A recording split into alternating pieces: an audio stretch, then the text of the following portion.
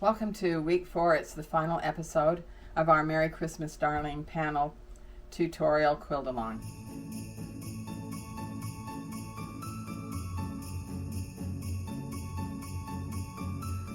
By now you have your panel all embellished with Chenille-It and layered and quilted and ready to do the final edge with the 5/8 wide Chenille-It. That's what we'll be doing today. After it was quilted, the edges were all trimmed, so you just want to have nice clean edges on your quilt like you would normally do to prepare it for binding. One of the other things that I like to add to a panel, a quilt like this, I love to hang it on the wall at Christmas time. I like to hang it on my walls. So I have added a piece on the back so that I can put, you can use a quilt hanging rod, or I just use a simple drapery rod that you can buy at the store to hang it on. So you can hang it on the wall and have lots of options to, or you can use it as a quilt on a bed, a quilt topper. So I have added that and have that sewn across the top edge. I use a 6-inch strip because I use a curtain rod. It doesn't have to be too wide. And that's folded in half. That gives me a 3-inch finished folded piece. And I sew that across the top edge. And you want to leave about 1 inch or so at the end so it doesn't get caught in your binding, in your chenille edge. The next thing we're going to do is take the quilt to my serger to serge the edge so that I have a finished edge, so that none of the edge will fray out when it's washed. And if you don't have a serger, that's perfectly fine. A wide zigzag will give you the same result. You just want to have a wide zigzag set not too far apart so that you have a nice finished edge to catch all your threads on the edges.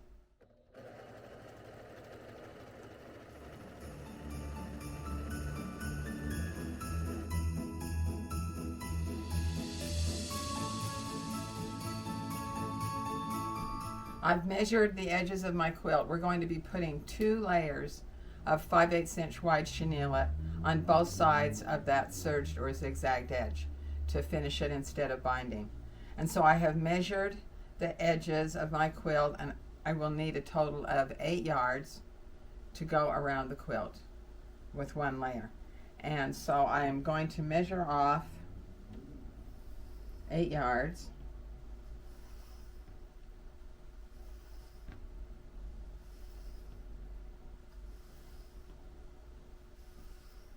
Actually 7.5 will be enough, so I'll do 7.5. That gives me a little extra. And this is so I'll have this, I can use my roll and the piece that I've cut to do my first side. We'll be doing the back side first. You want to have a nice straight cut edge on both your pieces.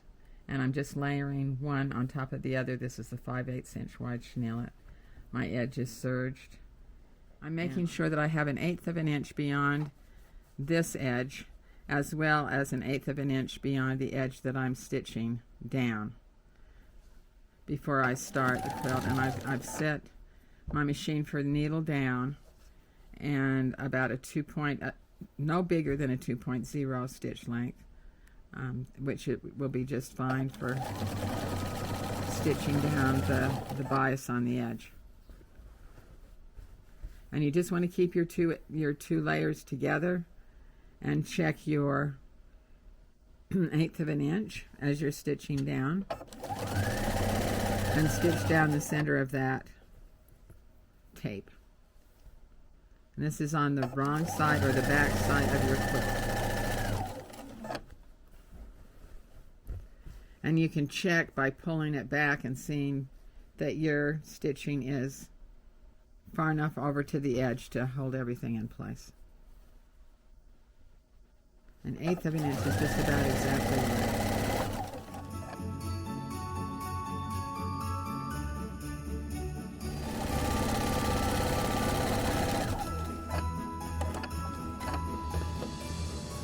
At the end of my side, I'm going to cut this off 1/8 of an inch beyond that edge. and that will give me a guide when I go down the next side.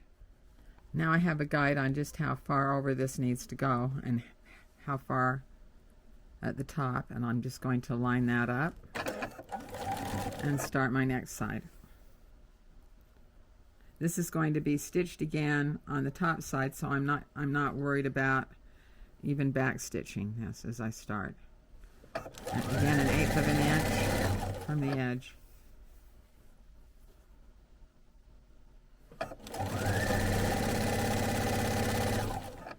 Stitching down my 5/8 on the edge, I am using a black thread, but remember that isn't important. If you have another color of thread on the machine, or if you want to be able to see where your stitching is, you can certainly use a contrasting thread. It's all going to disappear into the chenille when it's washed.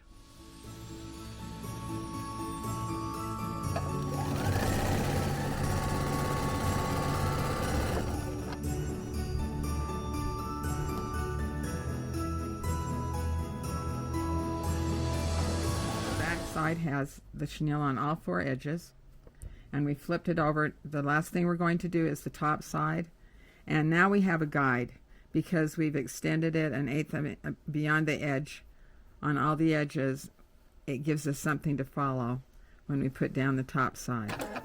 So we'll start on this corner, and for this one I am actually going to back stitch that a few stitches. We were trying to extend it 1/8 of an inch beyond the edge on the back side, but in some places it might be a little bit short of that. So make sure that you're still checking to have a good 1/8 of an inch beyond the edge on the top side, because that's the most important side to cover your stitching, your zigzag, and your raw edge. And you don't want to go too far out when you're checking that, because if you come clear out here and do 1/8 of an inch extension, it could move around on you up here. So only come out 2 or 3 inches, check your 1/8 of an inch, and then do your stitching. And as we're stitching down the center of the tape on the top side, it's going to line up with the back and just almost be stitching on top of the same row of stitching.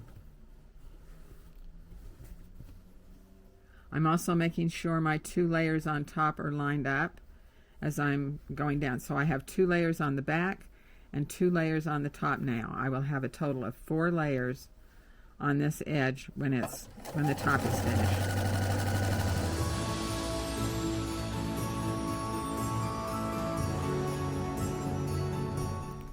This is going to give such a soft and pretty textured edge to our quilt that's really going to tie into all the chenille embellishment that we've added.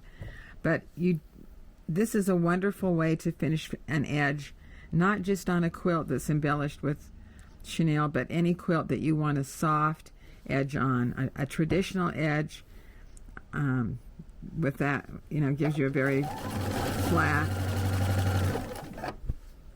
finish, and the chenille will give you a soft edge. So if you're making a throw, something that something for children, or something to put on the couch when you want to grab a quilt and watch a movie, that soft edge is going to be much nicer on your quilt than a traditional bound edge. So you can use this on any of your quilts. Your quilt is now finished. The edges have been finished. Instead of binding, you can see both sides of that edge are covered with the Chenille-It. So now when it's washed, that's going to give you a soft textured edge. It's ready for that final step, which is the washing. And there are a couple of tips that we can give you here that will make that give you the best results with your Chenille-It.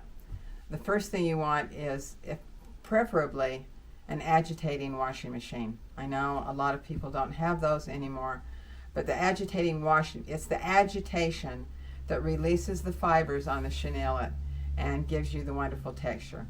So if you have a front-loading machine or a newer washing machine, put something in with it to help loosen those fibers. Put 1 or 2 pairs of sneakers in there, with it, or extra towels, whatever, so that it gets some agitation in that washing cycle. Run it through on a full washing cycle. I use a cold water wash, full cycle, to put this through in the washing machine. And the other thing that you want to add, Chenille-It has been made as color fast as any fabric is possible.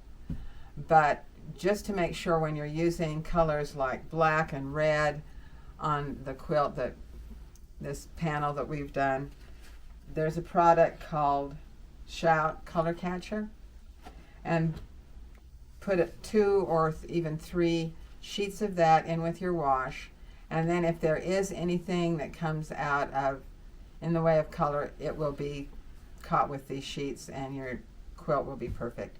So put that in with it, run it through the full cycle, put it through until it's completely dry. That's going to give it some more agitation, tumbling in the dryer until it's completely dry. And then the next thing you'll see will be our final reveal of the finished quilt. It's been 4 fun weeks of adding chenille to your Merry Christmas Darling panel. First with the chenille and finishing and quilting, and now you've done the washing. It's been in the washer and dryer, and now it's time to see the finished result.